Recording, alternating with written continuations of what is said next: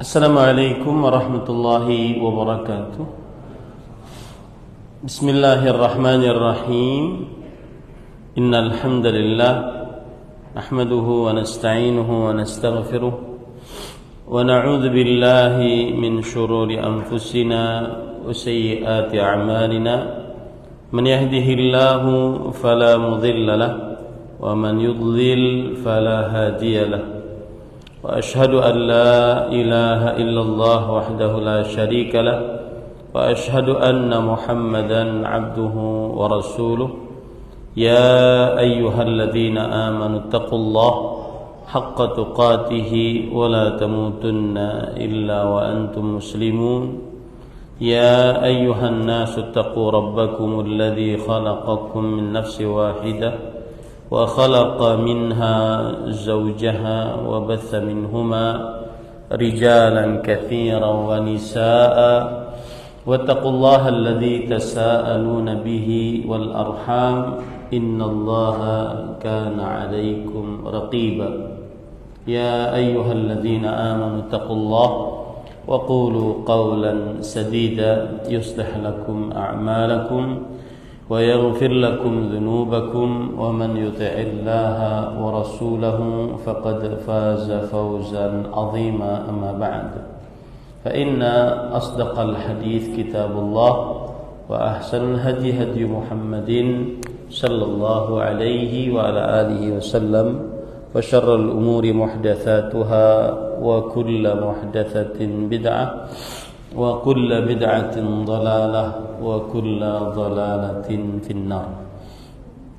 Alhamdulillah, kita bersyukur pada Allah Subhanahu wa taala pada hari ini, hari Sabtu pagi menjelang siang 14 Sya'ban 1445 Hijriah, kita dimudahkan oleh Allah Subhanahu wa taala untuk duduk bersama atau matan Al-Ghayah wa Taqrib, yang merupakan matan pemula bagi pelajar atau penuntut ilmu yang ingin belajar fikih dari madhab Syafi'i, yang ditulis oleh Fadilat Syekh Abu Syuja' rahimahullahu ta'ala.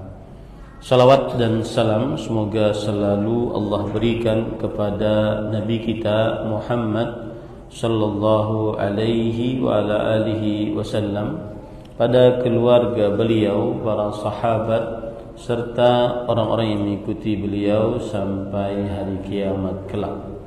Dengan nama-nama Allah yang husna dan sifat-sifatnya yang ulia, kita berdoa, Allahumma inna nas'aluka ilman nafi'an wa rizqan tayyiban wa amalan mutaqabbala, Allahumma amin.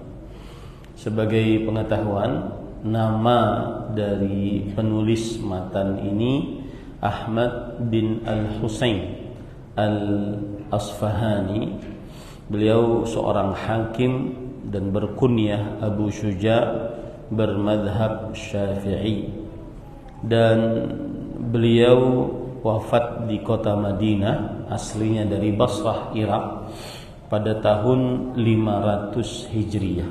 Jadi ulama Islam abad ke-5 Hijriah, ya. Ulama Islam abad ke-5 Hijriah. Baik. Kemudian salawat dan salam semoga selalu Allah berikan kepada Nabi kita Muhammad sallallahu alaihi wasallam, pada keluarga beliau, para sahabat, serta orang-orang yang mengikuti beliau sampai hari kiamat kelak. Dengan nama-nama Allah yang husna dan sifat-sifatnya yang ulia, kita berdoa, Allahumma inna nas'aluka ilman nafi'an wa rizqan tayyiban wa amalan mutaqabbala, Allahumma amin. Ahibati fillah, afanillahu wa iyyakum. Kita baca faslun wa yakhruju minal farji thalathatu dima'in, damul haidhi wan nifasi wal istihadati. Fasal, dan keluar dari farji, yaitu kemaluan perempuan. Kalau dalam bahasa Indonesia, apakah dia dinamakan? Iya. Farji juga adalah kemaluan perempuan dalam bahasa Indonesia. Ya. Artinya itu termasuk bahasa baku Indonesia. Dan keluar dari farji 3 macam darah. Yang pertama, damul haid, darah haid. Yang kedua, wan nifas, darah nifas. Yang ketiga, wal istihadah, darah istihadah. Kemudian penulis berkata, fal haidu huwa ad-damu al-khariju min farjil mar'ah ala sabil as-sihhati min ghairi sababil wiladah wa launuhu aswadu muhtadimun ladza'un. Yang artinya, maka darah haid adalah darah yang keluar dari farji seorang perempuan berdasarkan kesehatan, bukan sebab kelahiran, bukan sebab kelahiran. Dan warnanya hitam. Kemudian muhtadimun, hangat, ladza'un, memberikan rasa sakit.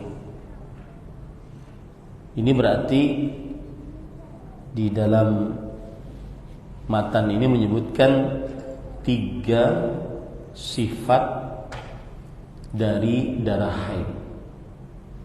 Yang pertama adalah darahnya hitam. Kemudian yang kedua, muhtadim, yaitu darahnya hangat. Kemudian yang ketiga, ladza' muji', yaitu darahnya, akibat darah tersebut memberikan pengaruh rasa sakit kepada perempuan. Dalil akan 3 sifat ini disebutkan oleh Rasul sallallahu alaihi wasallam dalam hadis riwayat Imam Abu Daud dan selainnya. Dari Fatimah binti Abi Hubeish radhiyallahu anha, annaha kanat tustahadu, bahwa Fatimah senantiasa keluar darah istihadah. Lalu Rasulullah sallallahu alaihi wasallam bersabda, "Idza kana damul haidhah fa innahu damun aswadu yu'raf." Kalau itu darahnya darah haid, maka dia adalah darah berwarna hitam dan dikenal atau sudah ma'ruf, sudah dikenal. Fa idza kana dzalik fa amsiki 'anis shalah. Jika dalam keadaan demikian, maka peganglah atau tahanlah dari sholat. Maksudnya janganlah engkau sholat. Fa idza kana al-akharu fatawaddai wa shalli fa innama huwa irqun. Dan jika selain itu, yaitu selain berwarna hitam dan sudah dikenal oleh para perempuan, maka hendaklah para perempuan sholat dan berwudu dan sholat. Sesungguhnya itu adalah darah yang keluar dari irq, yaitu dari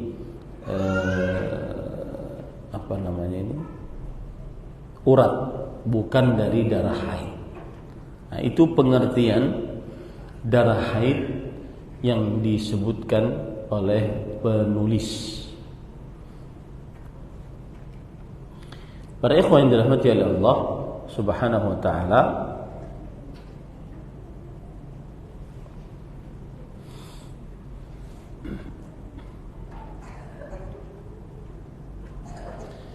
Bisa juga kita definisikan darah haid adalah damu tabi'ah yurkhihi rahimu abra farjil mar'atil balighah yusibuha fi ayyamin ma'lumah. Darah haid pengertiannya adalah darah kebiasaan yang dialirkan oleh rahim melalui farji perempuan yang sudah baligh. Ya, darah kebiasaan, berarti dia kebiasaan memang keluar yang dialirkan oleh rahim, bukan dari depan. Ini bedanya antara darah istihadhah dengan darah haid. Darah istihadhah dari depan, dari urat depan, sedangkan darah haid dari dalam rahim melalui farji seorang perempuan yang sudah baligh dan mengenai perempuan pada hari-hari yang sudah dikenal. Pada hari-hari yang sudah dikenal. Kemudian di sini ada faidah dari Imam Ibnu Utsaimin rahimahullah bahwa wanita hamil secara kebanyakannya tidak haid. La tahidul hamilu fil ghalib. Wanita hamil secara kebanyakannya tidak haid. Lianna hadha ad-dama biiznillah yansarifu ilal janin an tariqis surrah.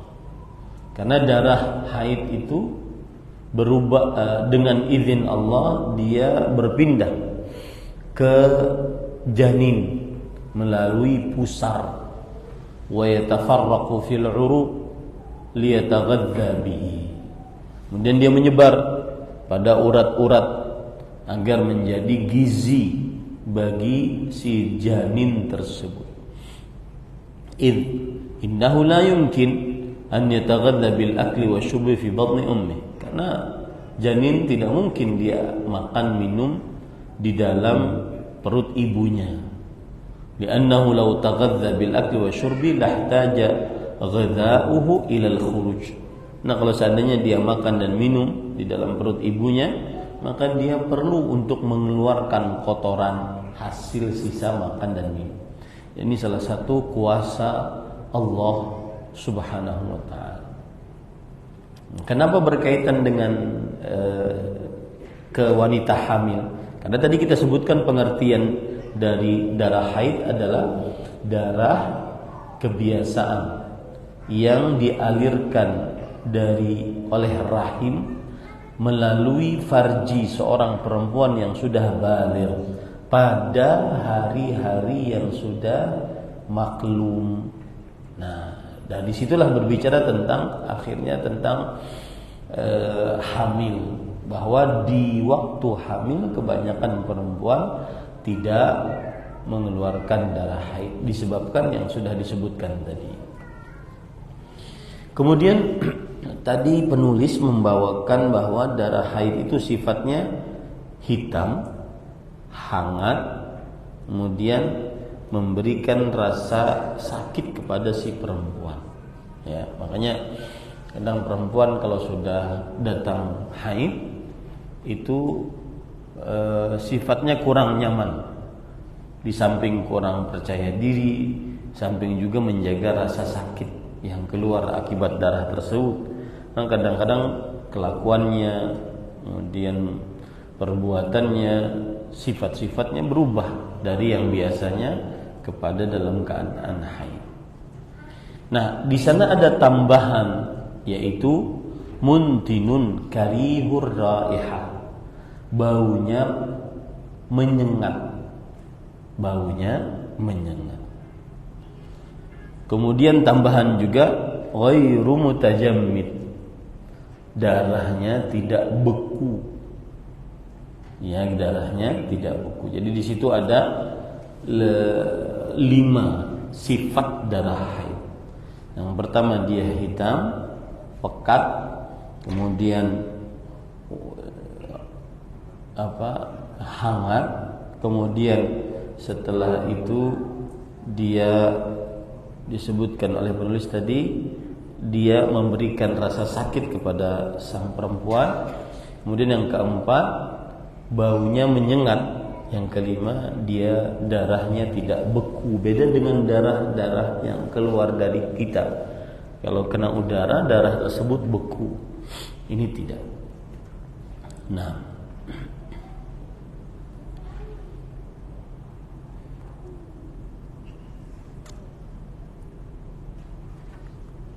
baik. Kemudian kita baca lagi.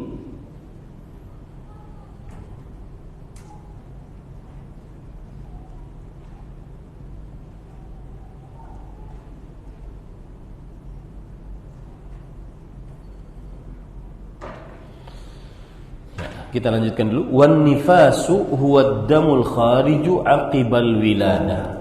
Atau sebelum nifas kita lari kepada yang lain, karena penulis tidak menyebutkan kecuali itu saja tentang darah haid. Yang menyebutkan tentang pengertiannya, sifat-sifatnya, waktunya, kemudian hukum-hukumnya. Padahal masih banyak pembicaraan tentang haid yang berkaitan dengan haid. Contoh misalkan yaitu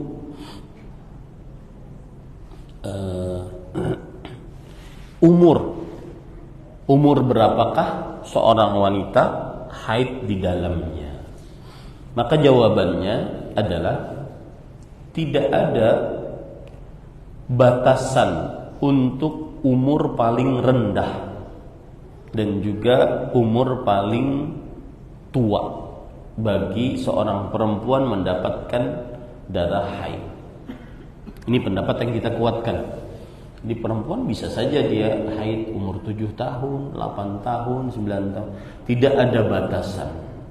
Bisa saja tetap haid ketika umur 60-an dan seterusnya. Tidak ada batasan dari umur yang paling sedikit sampai umur yang paling banyak untuk keluar darah haid. Dan ini adalah pendapat dari Imam Ad-Darimi dari mazhab Syafi'i. Kemudian dipilih pendapat ini juga oleh Imam Ibn Taimiyah, Ibn Baz, dan Imam Ibn Utsaimin rahimahullahu ta'ala.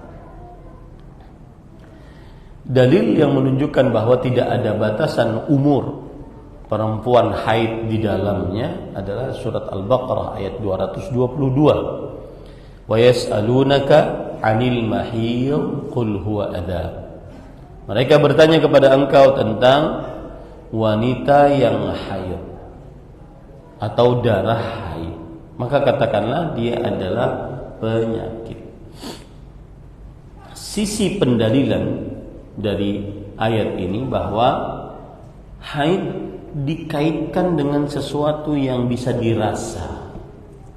Nah, ini menunjukkan bahwa haid bisa dijadikan sebagai sesuatu yang bisa dirasa, maka batasannya adalah kapan keluar haid, bukan umur tertentu, paling muda sekian atau paling tua sekian, tetapi selama keluar haid maka itulah haid. Ya, begitu. Kemudian juga dalilnya surat At-Talaq ayat 4. Wallahi ya'isna minal mahidh min nisaikum in irtabtum fa'iddatuhunna 3 ashhur. Dan wanita-wanita yang menopause, tidak keluar lagi darah haidnya dari istri-istri kalian. Nah, ini menunjukkan bahwa Allah mengaitkan berhentinya umur wanita haid dengan menopause, tidak pada umur tertentu. Nah, tidak ada umur 40, umur 50, tidak, tetapi kepada keluar atau tidak keluarnya darah haid tersebut. Nah, ini pembahasan tambahan ya, yang tidak disebutkan oleh penulis. Nah,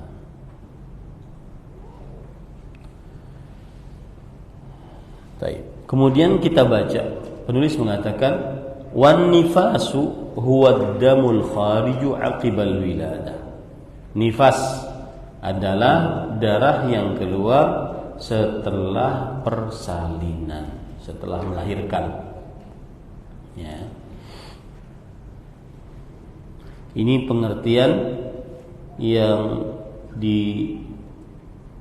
disebutkan oleh penulis. Darah yang keluar setelah persalinan. Kenapa nifas dinamakan nifas? Karena diambil dari kata-kata tanfis, artinya melepaskan kesulitan. Kalau orang hamil itu sulit, kemudian dengan keluarnya bayi lalu disertai dengan darah, maka akhirnya kesulitannya berkurang. Makanya disebut dengan nifas. Dan di sini ada tambahan, nifas bukan hanya darah yang keluar setelah melahirkan, akan tetapi juga darah yang keluar disebabkan karena dekatnya waktu melahirkan. Nah, itu maksudnya adalah gini, kalau ada perempuan yang mau melahirkan, sebelum melahirkan keluar darah dulu dia. Nah, ini darah apa? Maka jawabannya darah nifas. Jadi pengertian darah nifas adalah damun yurkhihir rahim bisababi qurbil wiladah aw wuqu'iha. Darah yang dialirkan oleh rahim disebabkan dekatnya hari kelahiran atau disebabkan karena melahirkan. Biasa sehari, 2 hari sebelum melahirkan itu sudah keluar darah. Lalu setelahnya baru melahirkan. Setelah itu keluar darah lagi. Nah, itu semua adalah darah nifas. Ya, itu semua adalah darah nifas. Nah,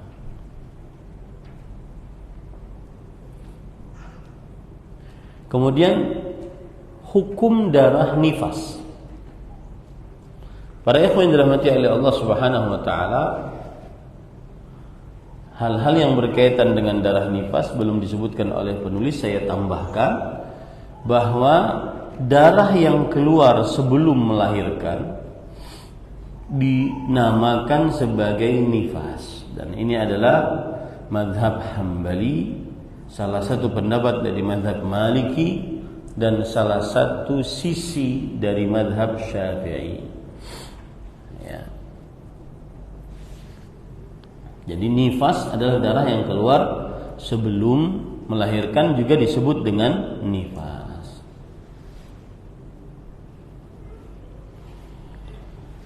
Nah,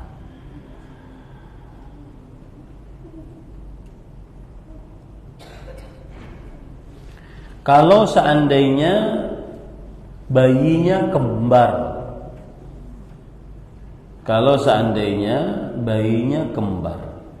maka kapan dihitung darah nifas?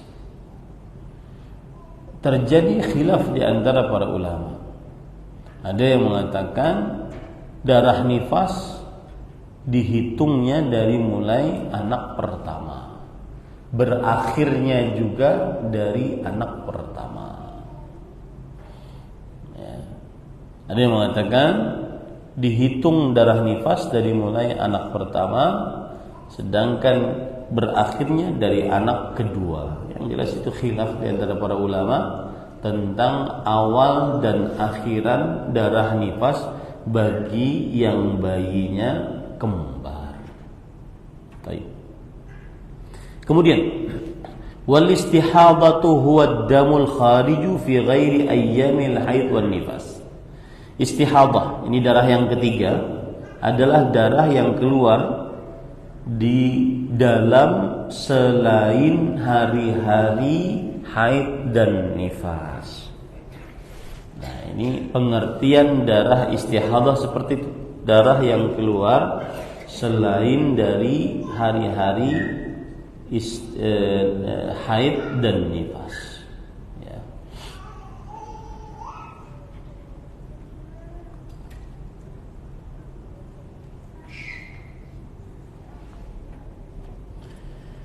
Bisa juga dengan penafsiran demikian.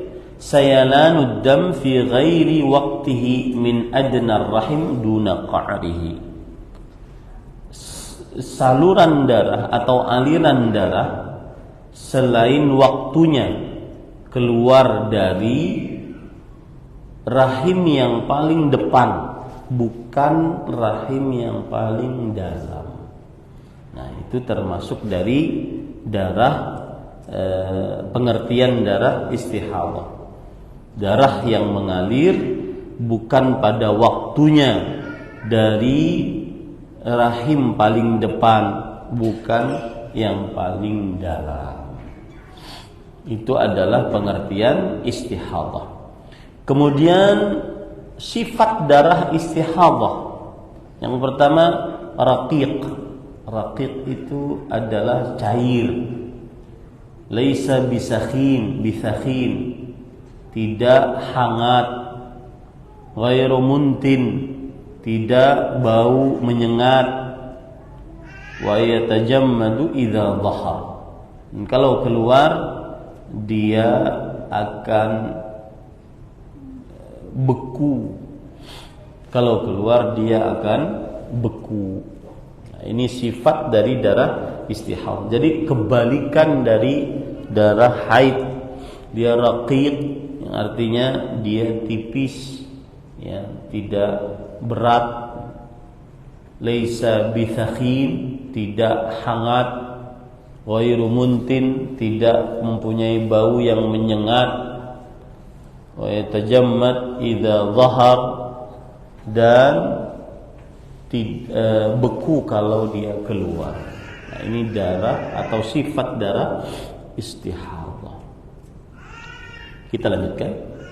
Wa aqallul haidhi yawmun wa lailatun wa aktsaruhu 15 yawman ghalibuhu 6 aw 7. Artinya, dan haid yang paling sedikit adalah 1 hari 1 malam, dan paling banyak 15 hari, dan kebanyakannya 6 sampai 7 hari. Nah, ini berarti sekarang membicarakan tentang haid, waktu haid yang paling sedikit dan waktu haid yang paling banyak, ya. Itu madhab Syafi'i seperti itu. Waktu haid paling sedikit 1 hari 1 malam, paling banyak 15 hari. Kebiasaannya 6 sampai 7 hari. Dan wallahu a'lam, ahibati fillah, pendapat yang kita kuatkan adalah tidak ada batasan untuk yang paling sedikit masa haid. Kalau tadi mazhab Syafi'i mengatakan 1 hari 1 malam, nah kita katakan tidak ada batasan paling sedikit untuk masa haid. Dan ini adalah pendapat dari mazhab Maliki. Kemudian sebagian ulama salaf, ya, sebagian ulama salaf. Imam Al-Hafidh Ibn Rajab berkata, qala ta'ifah la hadda li aqallihi. Sebagian ulama berkata tidak ada batasan untuk yang paling sedikit. Bal huwa ala ma ta'rifuhu al-mar'ah min nafsiha.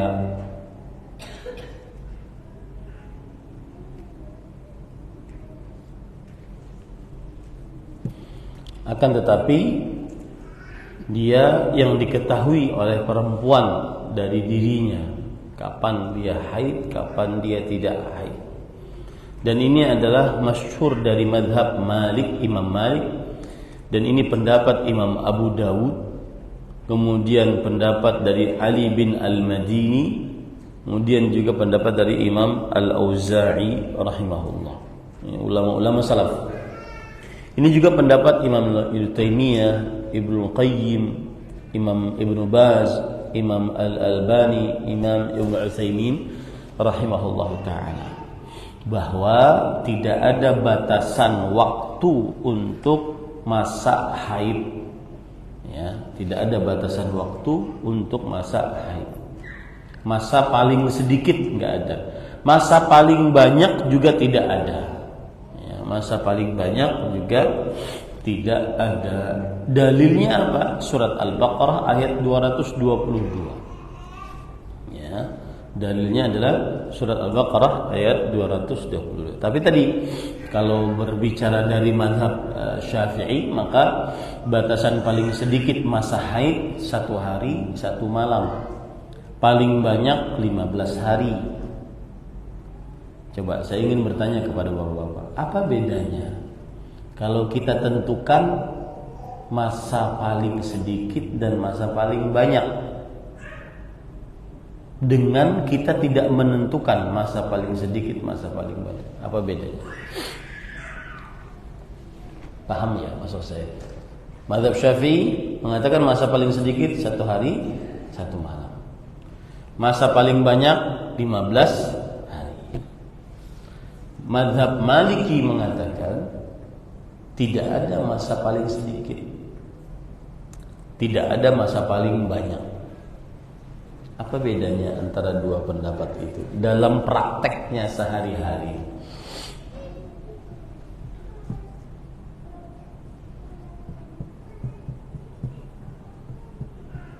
Ya, berpikir. Bu, ada Bu? Ibu paham bedanya? Kalau mazhab Syafi'i mengatakan masa paling sedikit 1 hari 1 malam, berarti 24 jam. Masa haid 24 jam. Masa paling banyak 15 hari. Mazhab Maliki mengatakan, ini pendapat yang kita kuatkan, tidak ada masa paling sedikit, tidak ada masa paling banyak. Pokoknya kapan darah keluar, itulah yang disebut darah haid. Kapan darah tidak keluar, berarti tidak lagi haid. Apa bedanya dalam praktek sehari-hari? Biar lebih paham, kalau ada wanita haid dari tanggal 1 sampai tanggal, bukan haid, kalau ada wanita keluar darah dari kemaluannya dari tanggal 1 sampai tanggal 20, menurut mazhab Syafi'i berarti bukan haidnya dari kapan? Tanggal 16 sampai 20, bukan haid. Nah, itu prakteknya begitu.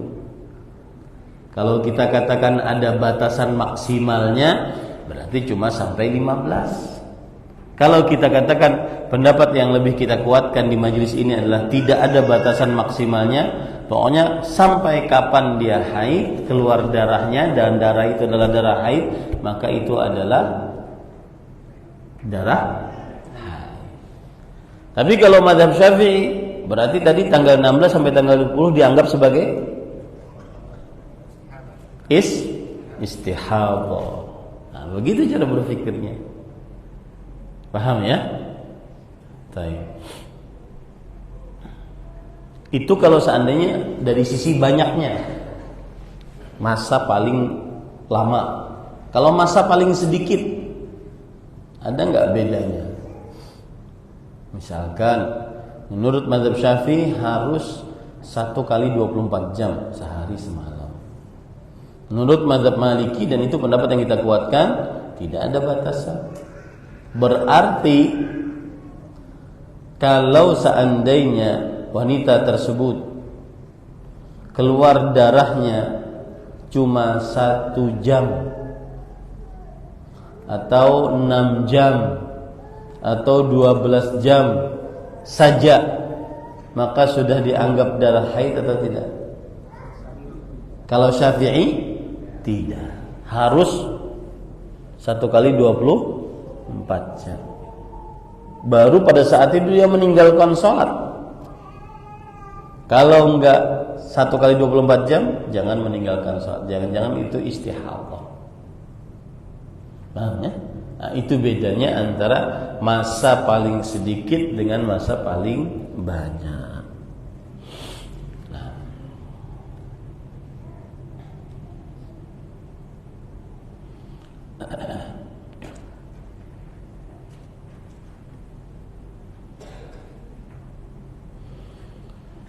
Taib. Kemudian di sini penulis mengatakan, wa aqallun nifasi lahdhatun wa aktsaruhu 60 yawman wa ghalibuhu 40 yawman. Masa nifas yang paling sedikit sesaat. Kapan keluar lalu berhenti, nah itu berarti dia nifas.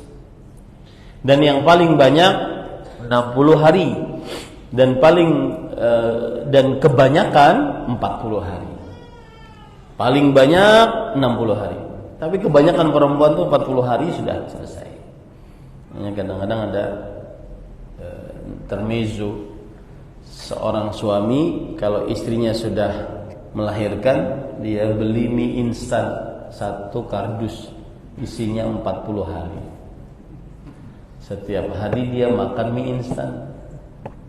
Kalau mie instannya habis, mie instan 1 hari sekali, 1 hari sekali. Mie instannya habis, berarti selesai nifasnya. Berarti bisa digempur lagi. Nah, taib. Di sini mazhab Syafi'i mengatakan bahwa masa nifas yang paling sedikit sesaat. Kapan keluar darah itu nifas. Masa paling banyak 60 hari.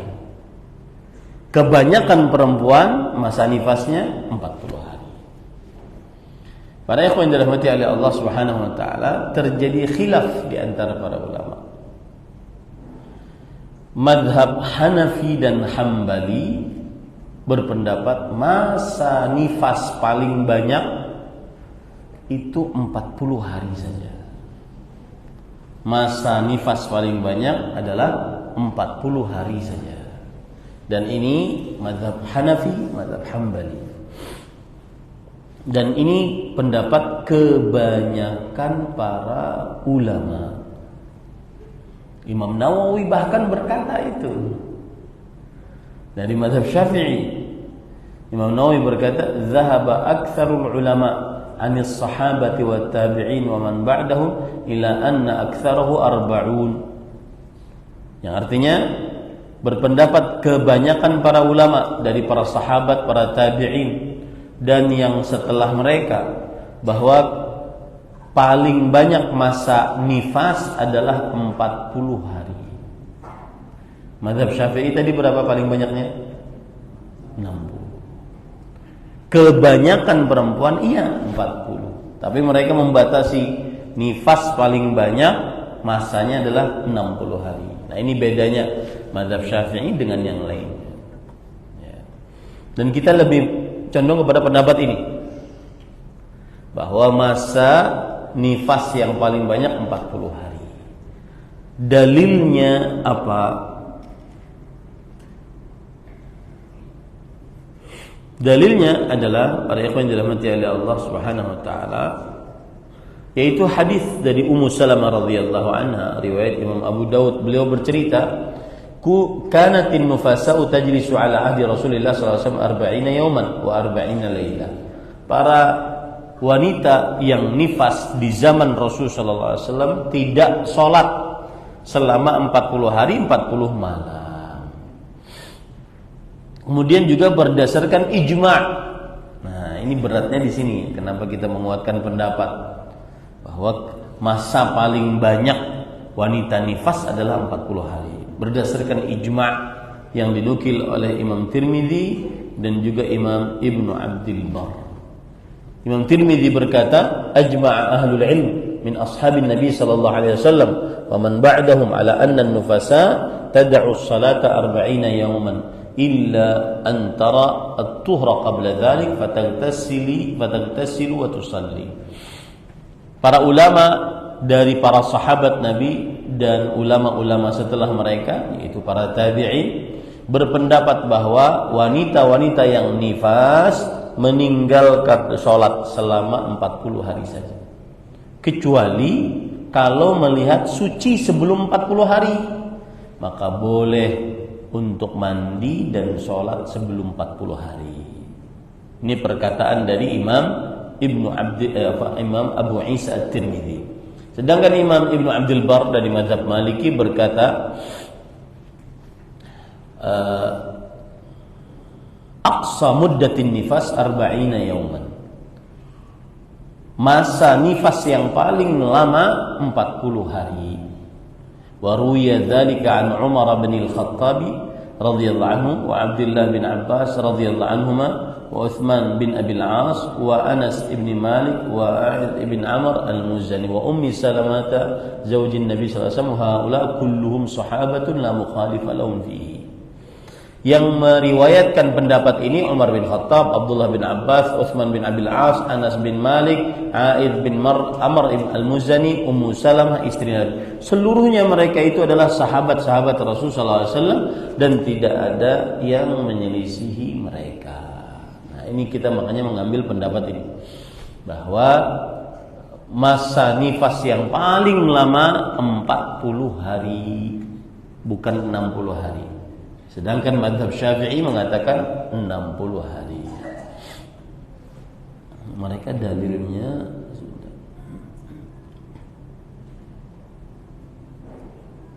kata mereka, kenapa 60 hari? Karena 40 hari itu kebanyakan, mungkin saja bisa lebih. Ya. Kebanyakan 40 hari, tetapi mungkin saja bisa lebih.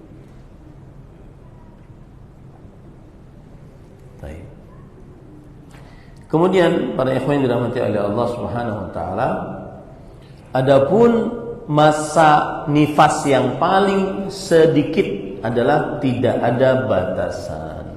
Nah, ini semuanya sepakat nih, dari mazhab Syafi'i, Maliki, Hambali dan Hanafi, seluruhnya sepakat bahwa masa nifas yang paling sedikit tidak ada batasannya. Karena memang nggak ada dalilnya untuk membatasi. Nah,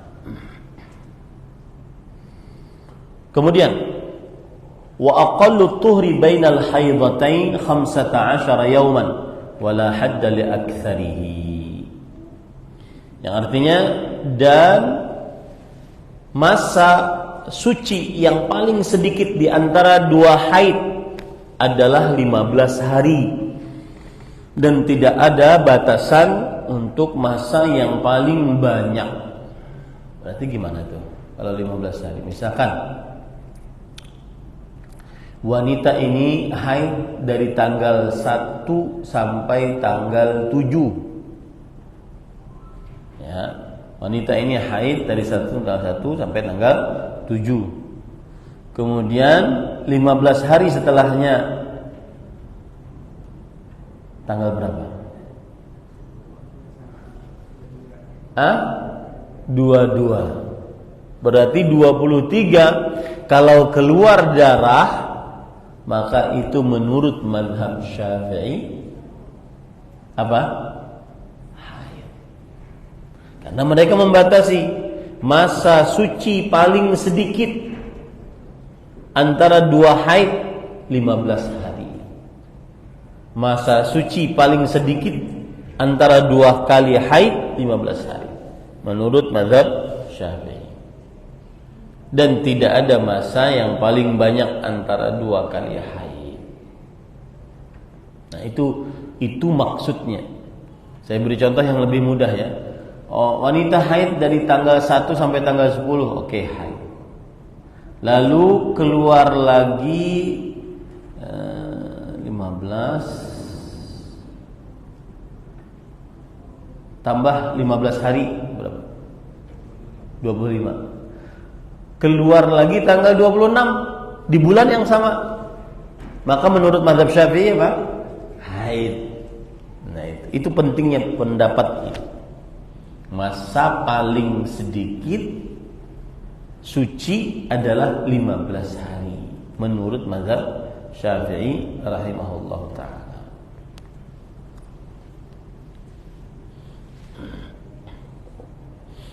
Nah, kemudian para ikhwan dirahmati oleh Allah Subhanahu wa taala, wa aqallu zamanin tahidhu fihi al-mar'a 9 sinin.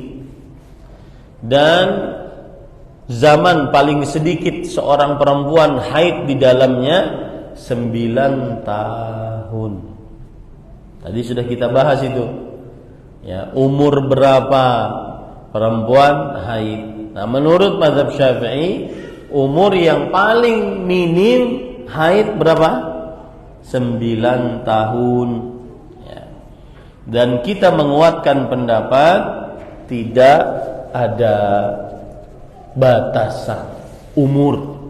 Bisa umur 7 tahun, bisa umur 8 tahun, tidak ada batasan. Gitu ya. Ini para ikhwan yang dirahmati oleh Allah Subhanahu wa taala.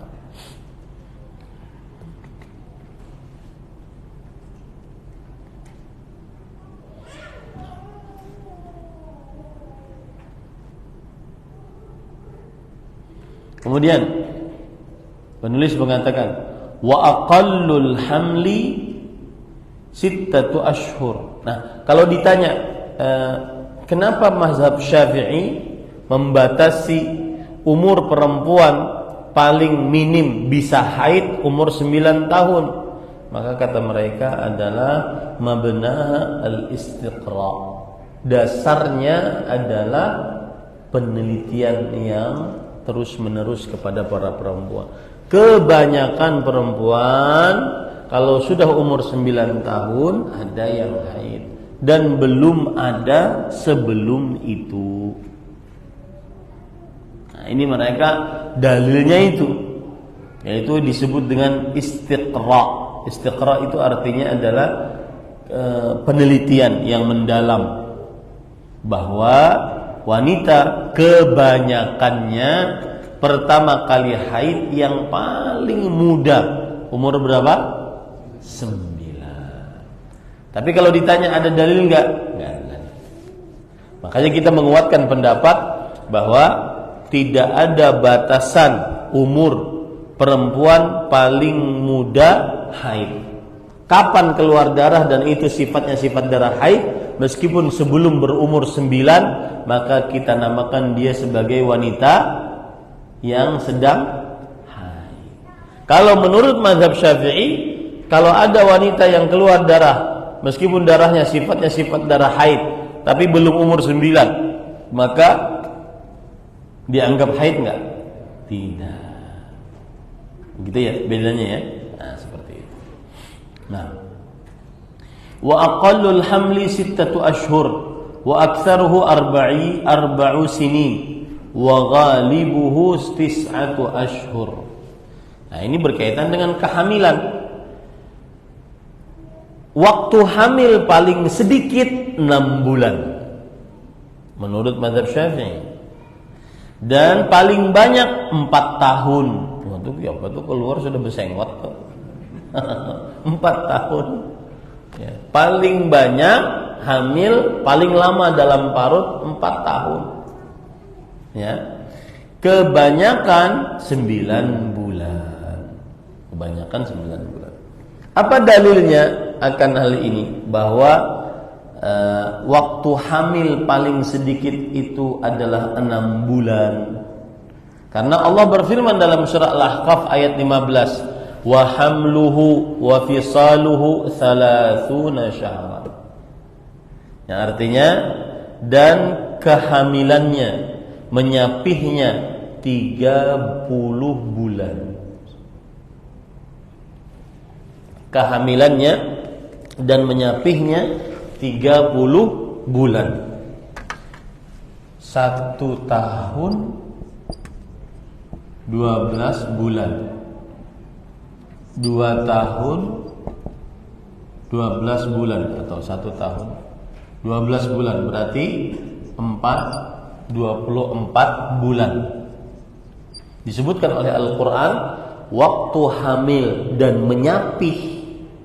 Menyapih di situ adalah menyusui, berarti 30 bulan. 30 kurangi 24, 6 bulan. Ini hamilnya. Ini waktu menyusuinya. Menyusui 2 tahun, hamilnya 6 bulan. Dari situ ya, bahwa waktu hamil paling sedikit menurut mazhab Syafi'i adalah 6 bulan. Ya.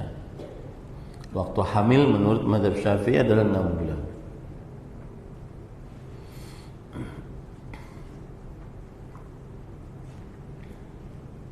Dan kebanyakannya yang paling banyak waktu masa hamil selama 4 tahun. Kebanyakan 9 bulan. Kebanyakan 9 bulan. Nah, baik. Saya lihat dulu ada nggak permasalahan-permasalahan yang belum dibahas.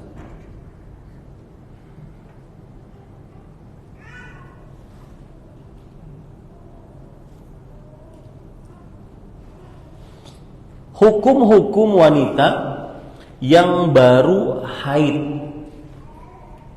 Hukum-hukum wanita yang baru haid bagaimana?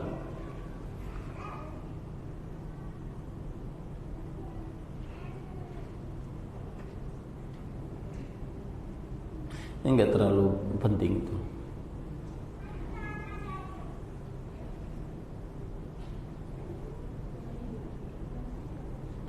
Nah, ini penting. Dengan apa kebiasaan wanita haid ditetapkan? Dengan apa kebiasaan wanita haid ditetapkan? Maksudnya begini. Si perempuan bisa menentukan, saya kebiasaan haidnya dari tanggal 1 sampai tanggal 7. Itu dengan apa? Maka jawabannya adalah kebiasaan wanita haid ditetapkan jika terulang sebanyak 3 kali. Nah, ini penting bagi perempuan-perempuan yang baru haid. Anak kita ini haid waktu kebiasaan haidnya kapan? Nah, dilihat.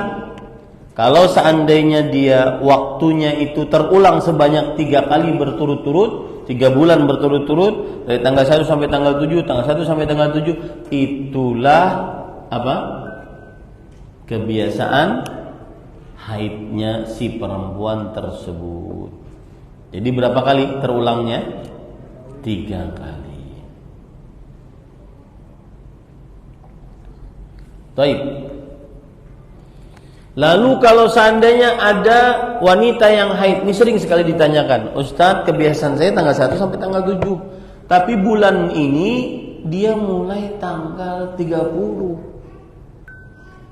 kemudian berhentinya tanggal 6, atau dia mulai tanggal 2, berhentinya tanggal 8. Nah, ini bagaimana hitungannya? Paham ya? Ini bagaimana itu? Maka jawabannya para ikhwah, apabila ada wanita mempunyai kebiasaan haid, lalu bertambah waktunya atau berkurang,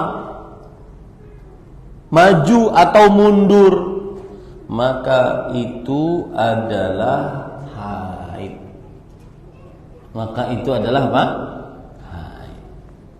Artinya gini, tanggal 2 yang kebiasaan tanggal 1 menjadi tanggal 2, yang kebiasaan tanggal 7 berhenti menjadi tanggal 8, itu tetap dinyatakan sebagai haid. Bisa dimaklumi ini ya para ikhwah. Nah, timbul pertanyaan yang lain. Kalau seandainya di tengah-tengah darah itu suci, Ustaz. Biasanya saya haid dari tanggal 1 sampai tanggal 7. Full itu keluar darah semua. Ternyata ada di tengah-tengah itu suci. Misalkan dari tanggal 4 sampai tanggal 5 suci. Maka para ikhwan yang dirahmati oleh Allah, apakah dianggap suci atau tidak? Jawabannya adalah dianggap suci. Kalau dianggap suci berarti wajib sholat. Begitu ya? Sering nggak Bu terjadi seperti itu Bu? Ada nggak Bu? Ada. Ya. Jadi tanggal 1 kebiasaannya sampai tanggal 7. Keadaan pertama tetap tanggal 1 sampai tanggal 7, tanggal 1 sampai 7, tanggal 1 sampai tanggal 7. Itu aman. Keadaan yang kedua yaitu berubah tanggalnya, geser sedikit, entah menambah atau berkurang. Tanggal 2 sampai tanggal 8. Maka ini tetap dinyatakan sebagai darah haid. Baik, keadaan yang ketiga di tengah-tengah suci.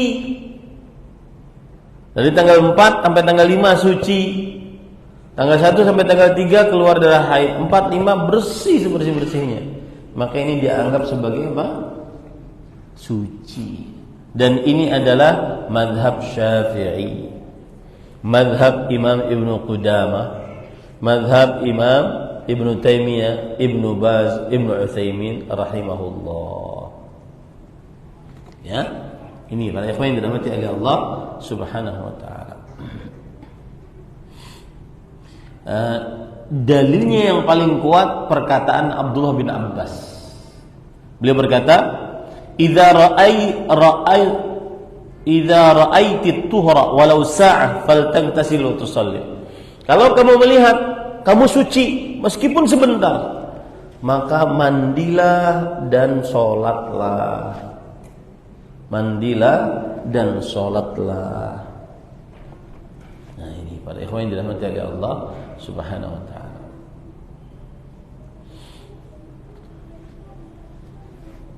Itu tambahan yang berkaitan dengan darah haid.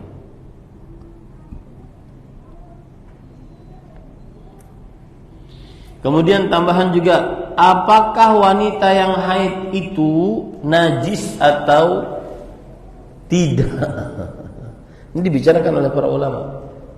Hukum sucinya badan dan keringat wanita haid. Maka jawabannya para ikhwan bahwa badan wanita haid dan keringat wanita haid suci, tidak najis. Yang najis hanya darah haidnya saja. Kaum Yahudi mereka menganggap bahwa wanita haid itu wanita najis. Makanya mereka tidak mau makan bersama wanita yang sedang haid meskipun itu istrinya. Mereka tidak mau bergaul di rumah bersama wanita yang sedang haid. Makanya mereka letakkan wanita haid di kandang.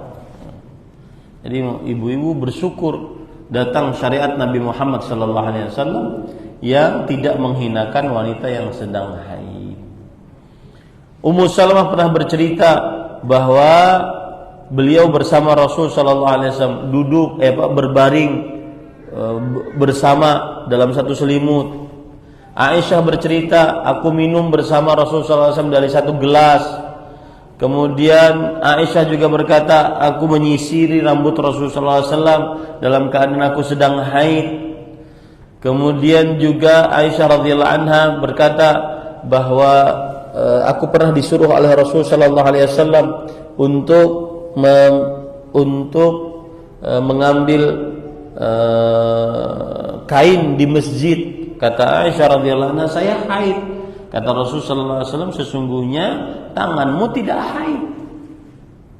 Yang haid kemaluan, tanganmu tidak haid. Nah, ini contoh-contoh menunjukkan bahwa badan dan keringat wanita haid tetap suci, tidak najis. Dan ini juga adalah ijma' para ulama rahimahumullah ta'ala. Ya. Air liur wanita perempuan tidak yang haid tidak najis. keringat perempuan yang haid tidak najis, badan perempuan yang haid tidak najis, dan seterusnya. Nah, ini tambahan permasalahan yang tidak disebutkan oleh penulis. Kita beranjak kepada nifas, tambahannya adalah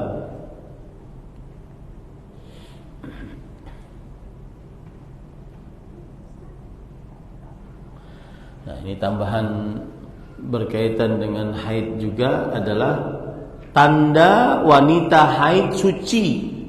Tanda kesucian wanita haid. Yang pertama, keluarnya lendir putih.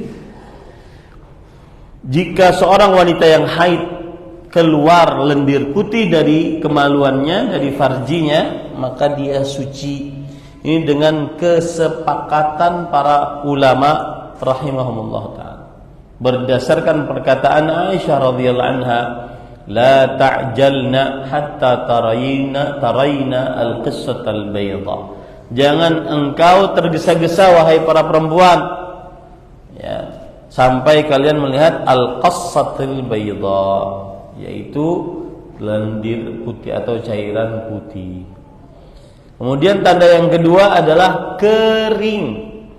Kemaluan farjinya kering dari darah, tidak ada sama sekali darah. Cara mengetahuinya bagaimana? Yaitu jika seorang perempuan memasukkan kain ke dalam kemaluannya, kemudian didapati kering, tidak ada cairan sama sekali, maka berarti dia sudah suci. Dan ini adalah pendapat kesepakatan mazhab fikih yang 4, Hanafi, Maliki, Syafi'i, dan Hambali. Nah,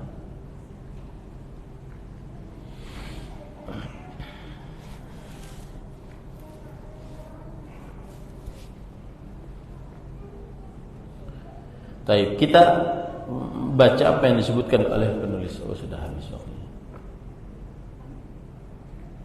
Ya.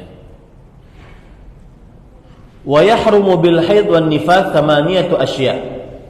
Diharamkan bagi wanita yang haid dan nifas 8 perkara. Yang pertama, as-shalah, tidak boleh salat. Ya, tidak boleh salat. Karena Rasulullah SAW bersabda, "Alaysa idza hadat lam tusalli wa lam tasum?" Bukankah wanita kalau haid maka dia tidak salat, tidak juga puasa. Tidak salat, tidak juga puasa. Kemudian yang kedua, berpuasa. As-saum. Ya, as-saum.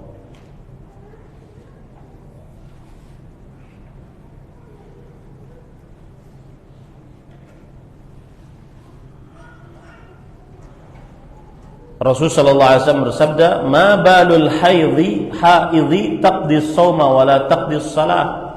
Kenapa wanita yang haid itu kalau sedang haid tidak berpuasa, lalu dia mengqadha puasanya, sedangkan salat dia tidak qadha.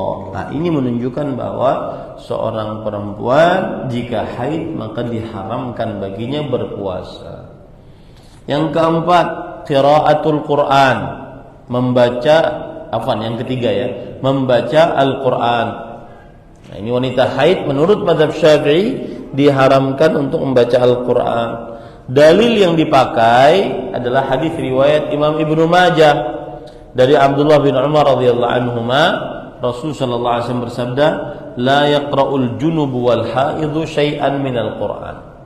Wanita yang junub dan seorang yang junub dan wanita yang haid tidak membaca sedikit pun dari Al-Quran.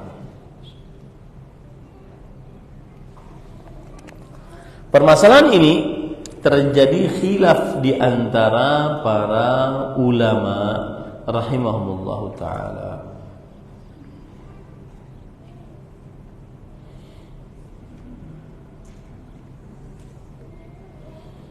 Itu membaca Al-Quran tadi ya. Kita ambil permasalahannya.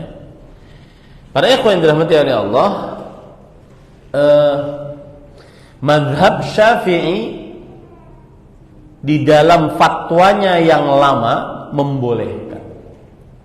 wanita haid membaca Al-Quran. Dalam fatwanya yang lama membolehkan wanita haid untuk membaca Al-Quran.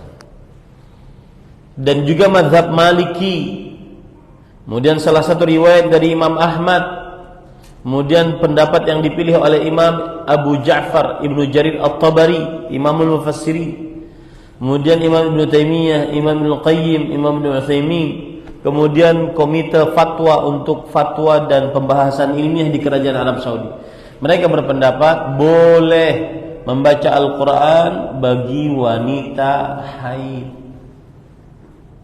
Apa dalilnya?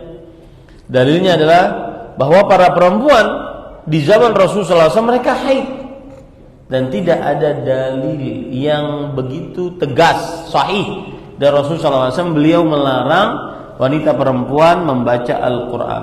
Kalau seandainya wanita yang haid itu dilarang untuk membaca Al-Quran, maka niscaya akan terdapat hadis-hadis yang sahih yang jelas tentang pelarangannya.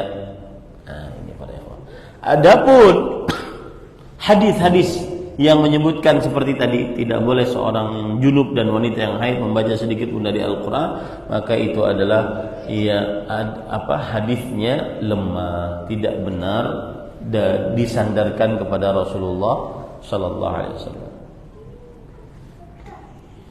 Kemudian termasuk daripada membaca Al-Quran adalah yaitu memegang mushaf bagi wanita haid. Apa hukumnya memegang mushaf bagi wanita haid? Nah, ini baru tidak diperbolehkan bagi wanita haid memegang mushaf. Ini kesepakatan mazhab fikih yang 4, mazhab Hanafi, Maliki, Syafi'i dan Hambali. Bahkan dinukilkan pendapat itu dari kebanyakan para ulama rahimahumullahu taala.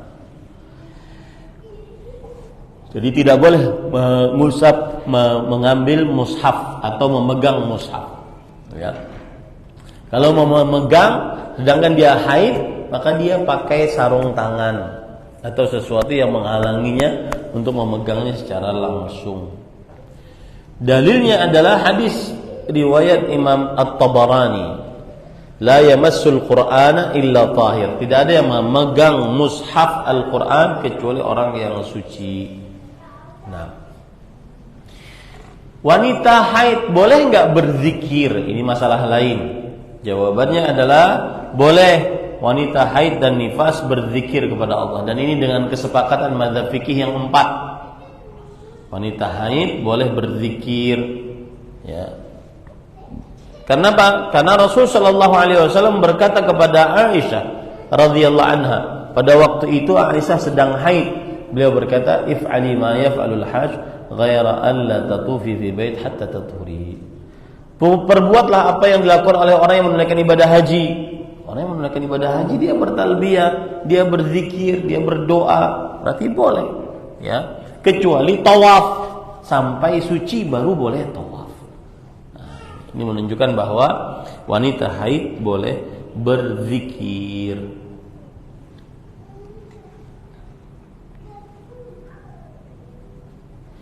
Kemudian ini tadi massul mushaf wa hamluhu, memegang mushaf dan membawanya. Dukhulul masjid, masuk ke dalam masjid. Wanita haid di dalam mazhab Syafi'i tidak diperbolehkan untuk masuk ke dalam masjid, apalagi sampai duduk di dalam masjid. Ya, masuk saja nggak boleh.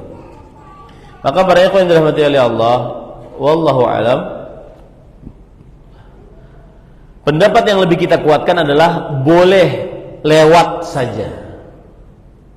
Lewat saja diperbolehkan jika perempuan yang haid tadi aman, darahnya tidak tercecer, maka boleh dia melewati masjid, tidak masuk ke dalam atau tidak duduk di dalamnya.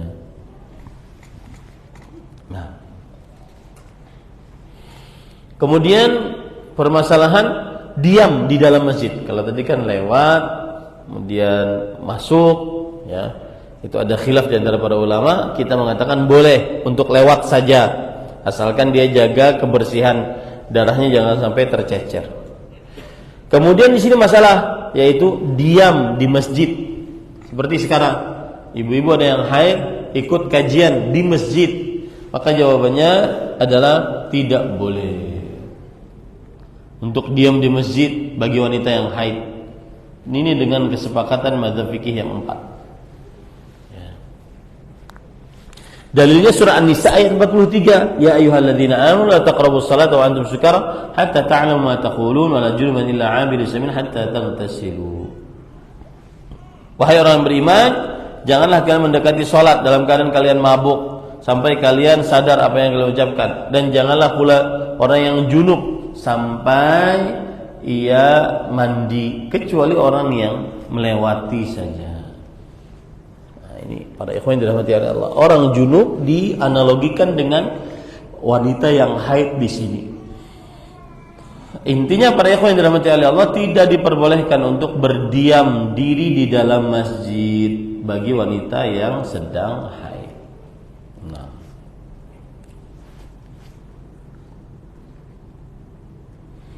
Wat tawaf juga tidak diperbolehkan. Wal wat'u, dan bergaul di kemaluannya juga tidak diperbolehkan. Wal istimta'u bima baina surrati war rukbah, dan menikmati dari wanita yang haid antara pusar dan lutut, ini juga tidak diperbolehkan ya bagi wanita yang sedang haid, ya bagi wanita yang sedang haid. Nah, itu kira-kira yang bisa disampaikan pada kesempatan kali ini tentang berkaitan dengan darah haid. Wallahu a'lam. Ada yang ditanyakan? Silahkan.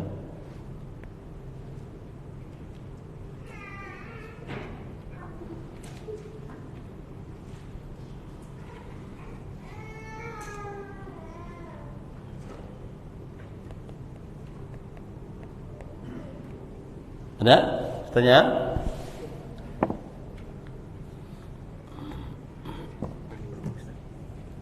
Bolehkah wanita memakai obat penunda haid pada saat ibadah haji atau umrah dengan tujuan agar dapat mengerjakan rangkaian ibadah dengan maksimal? Maka jawabannya boleh, dengan syarat dapat izin dari suami.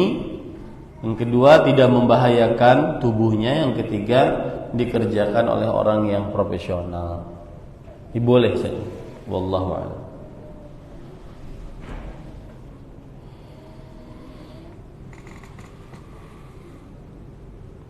Nah, ada lagi? Jika belum menyapih anak saat ini umur 4 tahun dan hanya anak ASI, saat mau tidur apa ada hukumnya? Mengapa belum disapih? Qadarullah pernah dioperasi mastitis, pembekuan ASI salah satu payudara. Jadi saya merasa takut kalau pembekuan ASI lagi.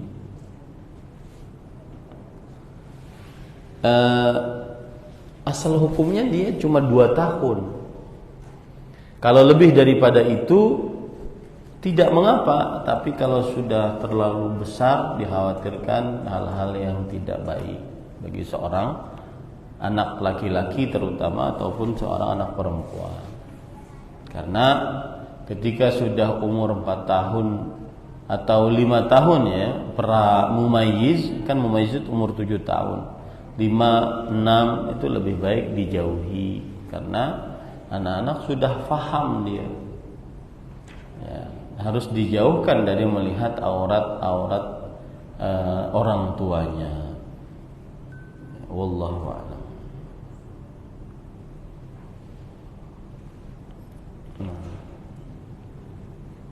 Ada lagi? Silahkan Pak. Tadi disebutkan badannya atau anggota tubuhnya itu suci. Tapi kenapa tidak diperbolehkan untuk memegang pusat? Bagus pertanyaannya. Dikatakan tadi badannya suci, keringatnya suci.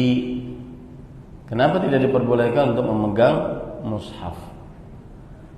Jawabannya adalah suci di sini maksudnya dia tidak mengapa untuk kita bermuamalah dengannya. Adapun memegang mushaf, maka suci yang dimaksud di sini adalah seseorang suci dari hadas kecil dan hadas besar. Gitu ya. Beda dua halnya. Suci di sini berarti dia boleh kita bergaul dengannya, menyediakan makan untuk kita, ya, boleh. Tidak seperti Yahudi. Yahudi mereka wanita haidnya masukin kandang, kemudian diberi makan dalam kandang. Adapun suci memegang mushaf adalah suci dari hadas besar dan kecil. Dan itu tidak terjadi pada wanita yang haid. Allahu a'lam. Jika berhenti haid di hari keempat atau 5 masa haid 7 hari, apa harus qadha salat yang terlanjur ditinggalkan?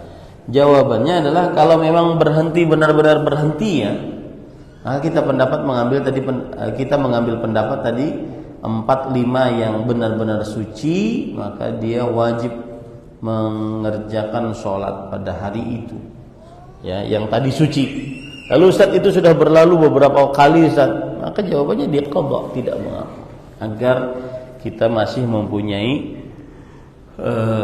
hutang kita terbayar kepada Allah Subhanahu wa taala.